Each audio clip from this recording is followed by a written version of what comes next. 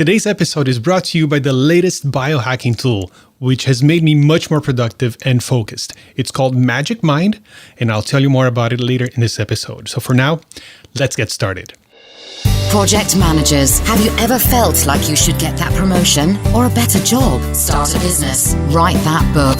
Have you ever felt you were made for more but didn't know where to start? Welcome to the PM for the Masses podcast with your host, Caesar Abaid. Learn from the experts, think outside the box, have a voice, network, and be extraordinary. PM for the Masses podcast. Hello, everybody, and welcome once again. My name is Caesar Abaid, your host, and this show is your regular reminder that your career matters more than your job and that your life is a project and you are the manager.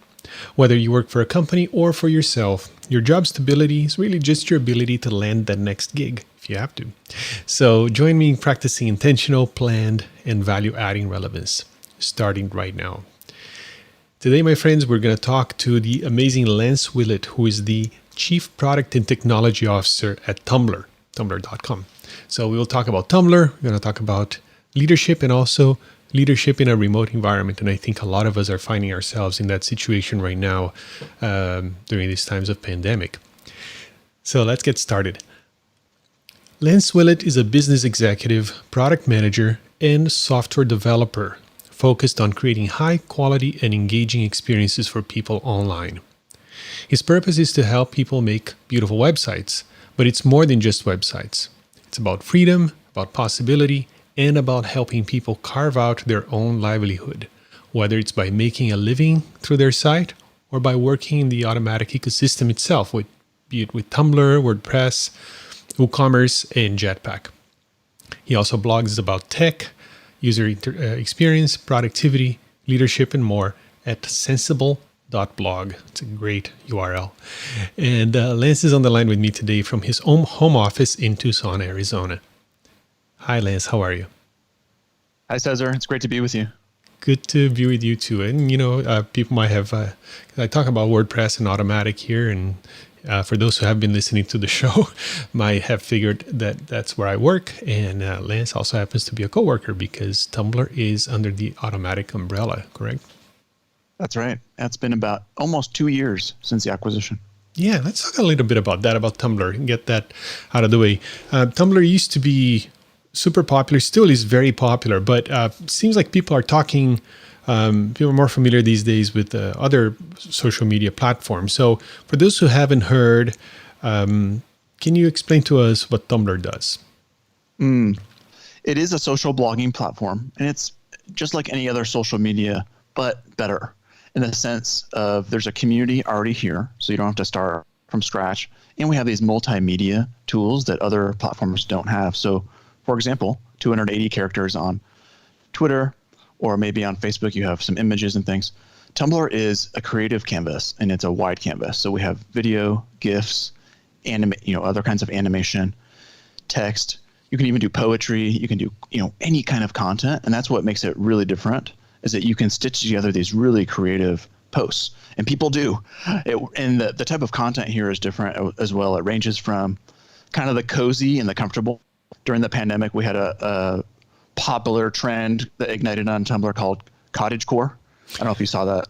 No, I didn't see. All about cabins in the woods and a teapot and freshly baked bread. People are just really kind of escaping right during that time. Mm-hmm. And it still goes from that, cozy and comfortable all the way to kind of the memes and the lols and kind of remixing culture online. And then we also have a real fun side of Tumblr, which is kind of more like dark magic and Halloween and goblins and science fiction. So it really, the breadth of the platform and how passionate people are about their interests combined with that multimedia post editor, I really make it different from other social platforms. Right. And there's just something new that just recently rolled out, Post Plus, I believe it's called. Can you talk about that a little bit? We're really excited about this. It's the first subscription service that we've launched, and we're really aiming it at younger creators, what we call Gen Z, people between 15 and 25. They make up a huge part of user. Every day, if you look at the signups, people joining Tumblr, over 50% are in that cohort, that younger cohort. And they're attracted to Tumblr for the reasons I mentioned, right? It's where culture is igniting or trends. Also, it's different than other platforms in that you don't have to be popular or like an influencer. The Tumblr is much more around your interests rather than yourself. So it's less about selfie and more about kind of what is in your world. So an example of this would be fan fiction. The entertainment vertical is really popular on Tumblr. Loki came out, Marvel, different movies, different TV shows really ignite here. There's a lot of, people talking about the actors, but also the people behind, the real people behind the actors. And so Post Plus aims to give people a chance to make money on Tumblr. Historically, it's been free to use and it'll always be free to use. But we also see this emergence of the creator economy, right? Things like Patreon, things like YouTube, other places where people are really driving their own voice, their own content. And Tumblr is perfectly positioned for this because, again, like I say, you don't have to have 10,000 or a million followers to get started here. You can have 5, right? 5 big fans. And so the way it works is you can post regular content just as you do now, but you can mark if you join Post Plus, you can mark certain posts as behind the paywall. And so a person who supports you gives you a monthly fee. And the prices are lower than competitors as well, both from the supporter side and from the creator side, starting at $3.99. Oh, nice. Yeah, it's exciting. And, for those of you listening right now who might be inspired by this podcast and other content creators in the project management arena, or even outside of this arena, we all have our own interests that are not necessarily related to work. I really encourage you to go and check out Tumblr and see if you can find your tribe there. It's really community focused, and it's a thriving community there. So thanks for giving us that explanation there, Lance. So let's talk a little bit about working. Now that Tumblr is part of Automatic, and I think even before so, there was an element of remote work there. And now, as far as I understand, Tumblr is 100% distributed. So, and you've been with Automatic, which is a company that's 100% distributed for many, many years now. And one trend that I'm seeing now, especially now at the end of, or at the tail end, hopefully, of this pandemic, is that a lot of companies who had moved to remote or distributed work during the pandemic, they are starting to ask people to come back. I have friends here locally who are struggling with that right now because they got used to working from home and they saw that they were being more productive and they were just overall happier and now being asked to come back to the office. And I have a lot of thoughts about that, being a leader for a remote team on these things, and so what does great people or team management look like in a remote organization? Let's start there. I'd love to hear your thoughts as well, Caesar, because you've been practicing this. For me, it's interesting because it's not that different from the in-office, right? It's people working with people, collaborating on projects. So there are certain things that you would do in both cases, right? You make yourself visible and accessible as a manager, whether it's one-on-ones or meetings, right? You're not locked away in a room somewhere coming up with all the great ideas, right? Ideas can come from anywhere. We practice that here at Tumblr and at Automatic. The other thing that's important for remote when you can't see someone is to be able to find information, right? So we talk about this in our culture at Automatic and Tumblr around how do we document decisions, right? How do we have clear communication so people can stay connected even when they're not in the room, even when they're not physically there listening to you, so they get to be a part of it. And so one example of this is if we have an all-team meeting, like a town hall. And even for those who aren't, it's not just for people who are not there, it's also for new team members who might be joining later. They can watch it after, right, and learn just as much. Or people who are on time off, right? Maybe someone's on parental leave, and then 6 months later, they come back and they say, hey, I want to catch up. And so that documentation, the clear communication that is shared broadly and open to anyone, that is a really, really important aspect here. And it takes intention. It's harder to do because in my day, I might just say, well, I told that person what to do and they can spread that, or maybe I'm done. But no, I'm not done. I need to make sure that I either repeat it in different formats, video, text, right, in different websites. We use the P2 blogging framework internally, Slack, right, whatever the tool is. But there's also this sense of how do I then get back to it, right? Findability, things like labeling, things like search. So there's a lot that goes into, in my mind, having that communication habit, having that documentation habit that makes it a lot easier to get things done in a remote environment. Right. Yeah, I really like the fact that because most of the communication is written, it's also searchable, right? So you can an anecdote that I always like to share with people when I explain this is that, for example, my final job interview with our CEO was via Slack. So I can always, every once in a while, I go back and I can go back and read it. It's still there. It doesn't go away. So if you heard something somewhere at a meeting and a week later you're trying to remember, you can always go and search. We have a powerful search engine that searches all of our communication platforms, and that alone, I think, should be enticing, right? Like the ability to go back, even to clarify what was said and what wasn't said. I think that even eliminates a lot of your typical office politics, right? Because things are more clear and more transparent. Yeah. So wondering what your take is. Why do you think, even when proven that folks have been more productive working remotely, why do you think that some managers are insisting that people come back to the office now? So there's a broad range of reasons, and some of them are very legitimate. For example, you might have specialized equipment, right? Maybe you work in a lab or a place where you need physical contact with people, right? I think that's really true for quite a few people. They don't even have the choice. So in a way, we're privileged, and we should feel grateful that as knowledge workers, right, working on software specifically, in my case, I can do it anywhere. I can literally be anywhere in the world. So I just want to pause and say that's a privilege, and I'm really glad that I had that opportunity. But so not everyone has that chance, right? It's not just software. So in the case of building hardware, right, if you're on something like electric car, or you work in a restaurant, or you work in a lab, medical lab. Another thing that might come into play is sense of how do I know what people are doing, right? Visibility. And this is kind of like the management by walking around, if you've heard that leadership term. Yep. Where the boss might kind of spend the day popping their head into everyone's office, right? And so the way I think about this is you can still do this. You just do it in a different way. You have to get creative and use different tools. So I do this, and I just use the tools that we have, right? Maybe I have a few Zooms set up. Maybe I have ad hoc office hours during the day or during the week where people can reach out to me. But we also have, you mentioned Slack, and we've talked about P2. So there are other ways that you can check in, right? It doesn't have to be physically looking at someone. And beyond that, it's cultural. In some cases, I think there are people who work better in an environment where it's work dedicated. What I mean by that, it's not say they're home.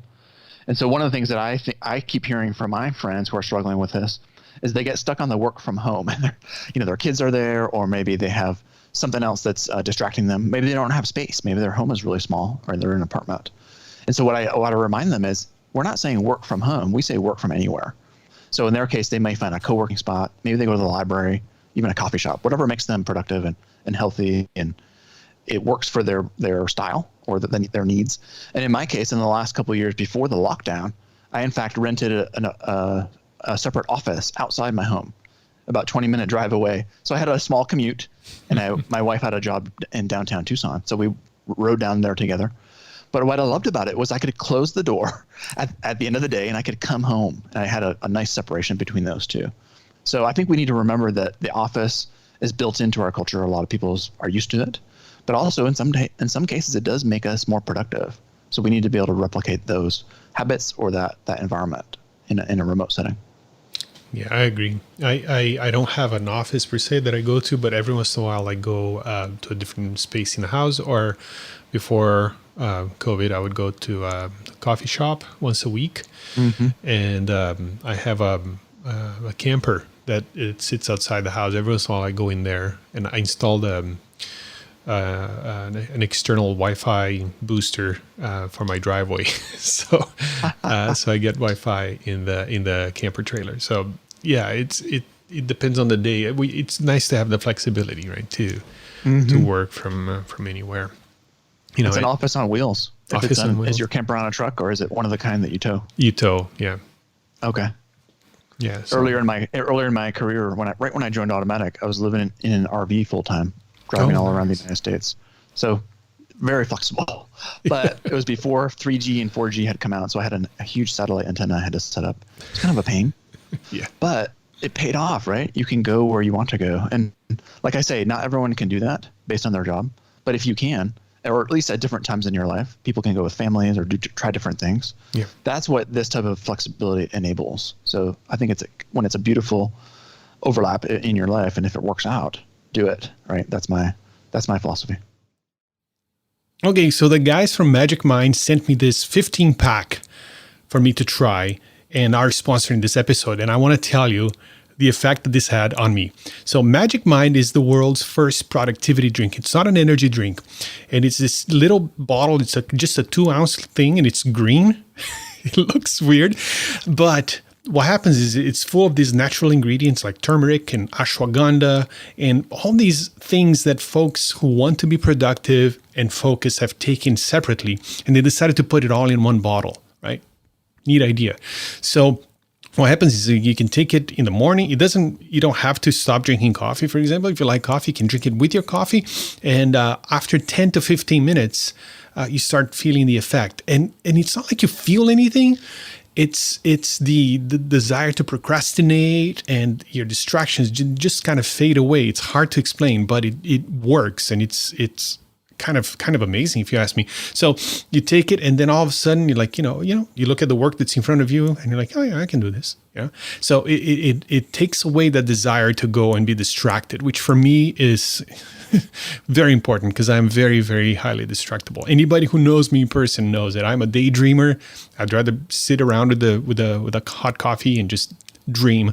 But this brings me back to work and actually enjoy work when I'm on this thing. So it's supernatural. Again, it's not an energy drink. It's not going to give you this like boost of anxiety-ridden energy. No, it's not like that. It just kind of makes you more focused.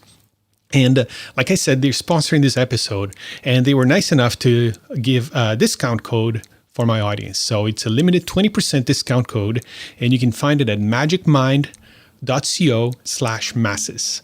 Magicmind.co, not .com, /masses. And it's magicmind.co/masses, MASSES.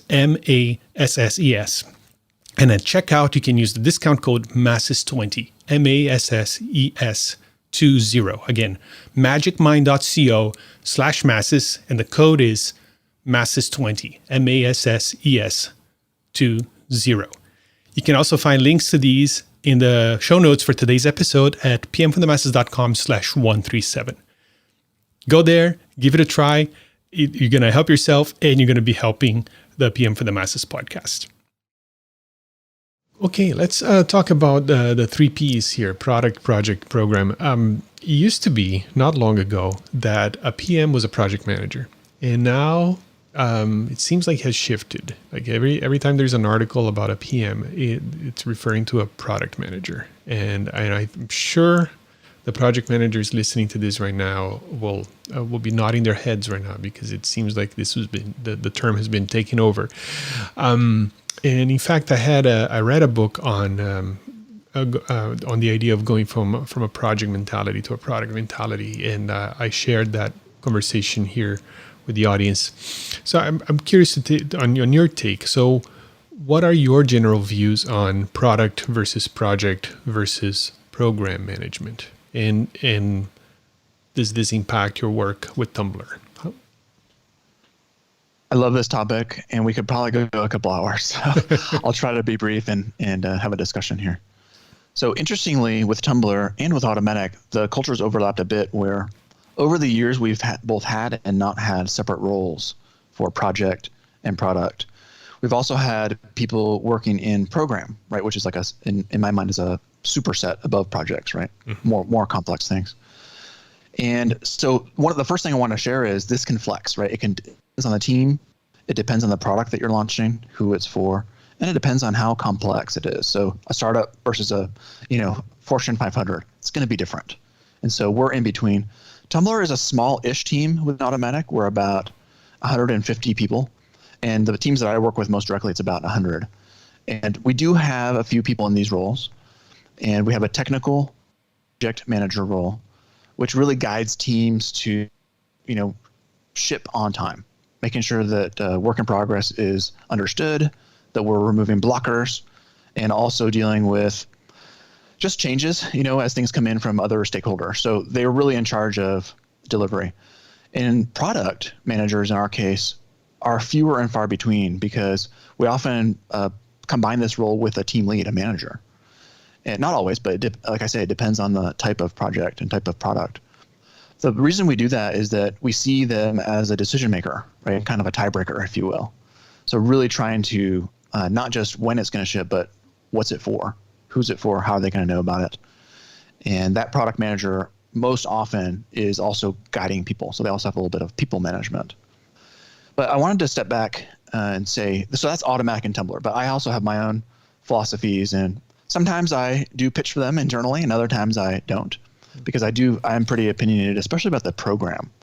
I feel like program manager is something that we could all talk about more. And so I want to share. So the Project Management Institute has they have their pithy, project management deals with outputs and program management deals with outcomes, right? That's what PMI work says. Mm-hmm. And another quote I really liked was from Jitu Patil, former chief product officer at Bucks. He says, program management should be different from product management because it takes different skills to run the trains on time than to come up with the next big product idea.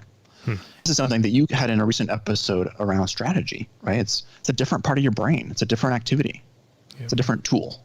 So I wanted to mention that. And by the way, people have gifts, right, and talents. And while you can learn both of these, and I believe that some people are good at both, oftentimes it's like a good, healthy tension too between the two. Mm-hmm.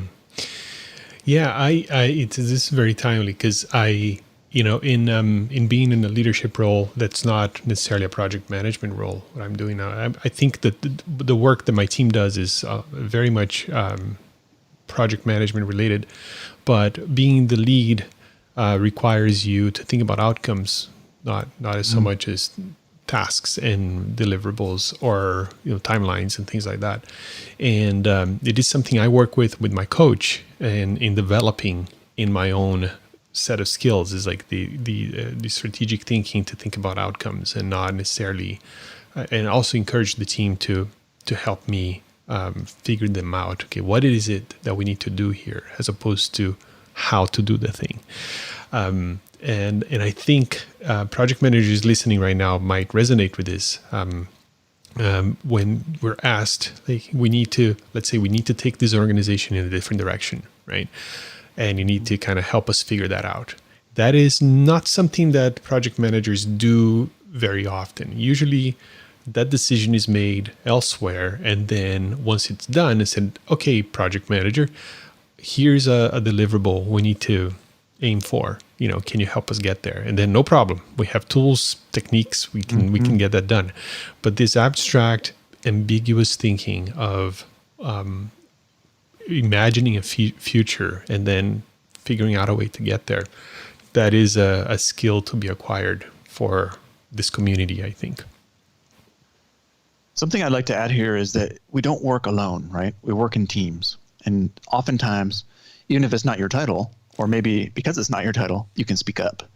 And so one thing I like about not conflating this, so I'm going to take a little bit of a contrary view here, just for argument's sake, why not to have them all in one person, is that if it's all in one person, they're going to be biased, right? They're going to have their own background, their own skill set, and they're going to go in a direction that they've gone before, typically. That's just how humans are. Whereas if you have a team, maybe two or three, one word we use internally is we call it the three-legged stool. So it's a designer, an engineer, and a product person or team lead. And oftentimes that tension or that healthy interchange between those three disciplines and functions has a better outcome, right? Has a more, whether it's smarter, right, or whether it comes up with pitfalls before we launch, that type of thing to anticipate problems. One of the things that I really want to emphasize from my own philosophy is that product and program and project have a lot of overlap. So all these roles have things that they do in common. So they minimize functional silos in an organization, right? They're cross-cutting. And that's so, the generalist versus specialist is something that I talk about a lot too, when you can look across these things, and project managers have their eyes on everything, right? They're seeing the bird's eye view oftentimes. You can help to find those gaps and fill them. Another thing that both roles help with is making forward progress, reduce friction, improve alignment, right? Daily, consistent progress. And lastly, I think that project managers can really speak up for people, right? So we're not just building software for its own sake. Technology serves people. And so I think all of us have that, and product people represent the customer. We talk about voice of the customer, but I think project managers also have that because they're seeing it in progress. They're seeing it in use. So I just want to emphasize that there is overlap as well. And so we don't always have to just get stuck on it's my job or your job or this is my area or your area. Often the gap in between those two is where we need to go. I agree, 100%. Yeah, and you see, this is something I'm working on. It's just being very vulnerable here. It is a shortcoming of my my skill set, and so much so that every time I talk about this here on the show, my guests usually let me provide a little counterpoint because I'm always missing a little bit of the bigger picture. So I appreciate that, and I hope this is a helpful. It's almost like a mindset perspective here. We need to kind of just look at the work that we do in a more holistic way, and not so siloed. And I think project managers tend to often fall into there, especially if you're an advocate of some flavor of project management, be it agile or some flavor of it. Which sometimes we tend to focus too much on the methodology or the delivery method, not so much on the the people and who are we trying to serve and what's the outcome we're trying to achieve. All right, so let's talk about leadership a little bit. So do you have a leadership philosophy, like a elevator pitch, like one sentence or less? I do. I have it written down right on my desk. I know you do. 3 words. You ready? Yep. Build on strengths. So important. First, we need to know ourselves, right? What are we doing? This goes back to the project versus product. What do we like to do all day long? Where do we want to spend time? So first we know ourselves, but then as leaders, we activate others. And that's where I really find joy. I'm a coach, I'm a team lead, right? I'm a parent, I'm a brother and son. So in all parts of my life, whether it's work, community, volunteer work, I activate this where I'm looking at a group of people. Again, we're not working alone. And we say, what do I contribute? And then what are we doing together? So, and building on strengths means that you're working things that you can do the best. You maximize the opportunity in front of you. And this comes up in project management because a lot of times the tension is between we're waiting for the perfect solution, which is going to come someday, or we're launching something kind of scrappy and we're uncomfortable with it now. And so one of my strengths is I'm very, very comfortable with that early uncomfortableness, right? I'm okay being 0 to 1 and getting early MVPs out and helping other people get over that first hump. And so I talk to a lot of startups. I talk to a lot of people earlier in their career when they need to just say, what am I doing and how do I do it better? And I say, I can help you. Right. And this is, I agree with that too. I think I read about this in a book about 10 years ago that how often we are trained, especially because of, schooling, I guess, you're supposed to meet a standard. So we're trained to focus on our weaknesses. Okay, we need to level up on math, otherwise we're going to fail the year, whatever. And how that, you get much better returns if you invest on the things that you have already that unfair advantage, from either from birth or from your environment. And I think a lot of companies, they kind of fail to see that. Okay, this person is really good at this one thing, even though it's not exactly the most important part of his job description. Is there something within this organization that we can use this strength in? And there's always an opportunity to do that. And I think, especially in larger organizations where we have, let's say, 1,000 folks doing the same type of work, the the temptation is to create a very rigid set of expectations for that role, right? Because it's easier to manage, but and it's a lot harder to look at a group of individuals and figure out what the strengths are in there and by whom, and then okay, what can we do with this, and then invest in that. And it evolves. One of your taglines that I love is your life and your career is a project and you're the manager. Mm-hmm. Well, same thing here, right? You can design a career development plan or even a product roadmap. I'm laughing because I do this for my own career. I have goals, I have years, I write it down, right? Mm-hmm. I ship, yeah. I get feedback. So the constant feedback loop, it's not static, right? And that's what I love about Automatic and Tumblr right now at our current stage. We are starting to see some of the gaps between some of these things. And I thrive in that environment. I love jumping into those gaps and saying, okay, we haven't figured this out yet, but let me at it. Let me take a swing at it, and I'll set it up for success. And then typically within 6 months or 12 months, I've then handed it off to someone else, and I go on to the next challenge. Awesome. Any good books you've read lately? So many. And the library finally is reopening here in Arizona. It's been shut. So I've been doing a lot more ebooks, but I like the physical. Mm-hmm. And I also like not committing. I don't want to buy it until I know it's good, right? So right. I recently read one from the library, and I could share. Sure. It's by John Kotter, Kotter, kind of a business guru type of person. Mm-hmm. And it's called Sense of Urgency. Mm-hmm. And his kind of pithy quote is, "A true sense of urgency is about starting today, grab opportunities and avoid hazards, and shed low priority activities to move faster and smarter now." Kind of sounds like a good podcast intro. Yes. And so my take on this is, true urgency is different than just spinning your wheels, right? It's staying alert. It's addressing both the head and the heart, right? So both the mental and the intellectual, but also emotional aspects of things. And really moving forward one step at a time.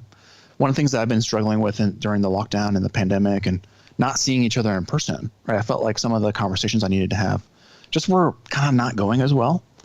And so back to the point about that creativity and async communication and tools, I just started getting kind of different. I started sending videos to my teammates. I started doing, more audio calls. So to me, this sense of urgency is about being opportunistic, right? Activating, knowing that's not just running faster, but knowing where I'm going and why it matters.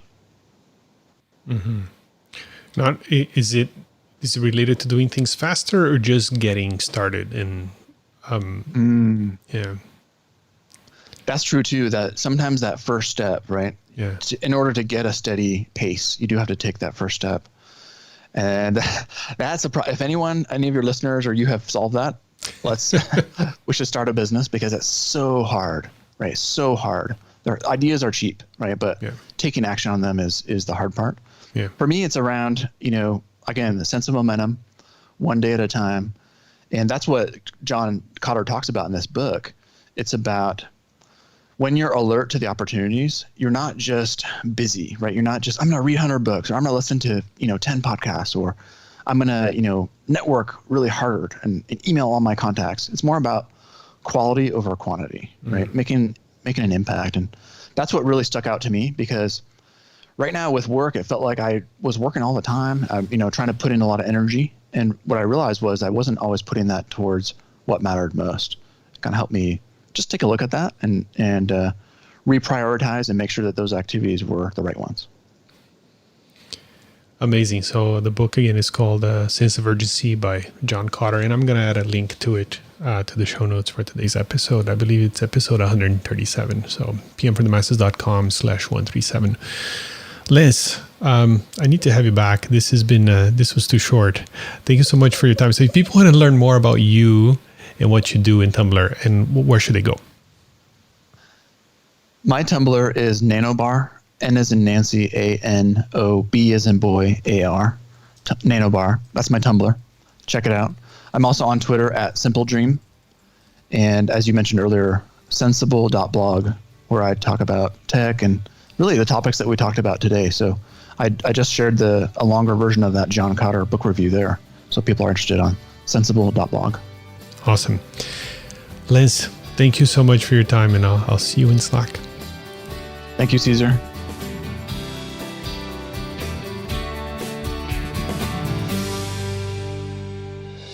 Thank you for listening to the PM for the Masses podcast. Tune in next week for more great ideas on how to manage your projects better and truly stand out in your industry. PMforthemasses.com